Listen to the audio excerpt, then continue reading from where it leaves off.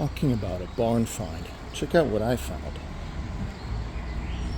There is an old Peugeot, very similar to what Enzo Ferrari had, and look what's next to it. It's an abandoned garage. There is an old school MG, and in the window, this seems to be a 250 Ferrari. It's an abandoned garage. Well, stay tuned.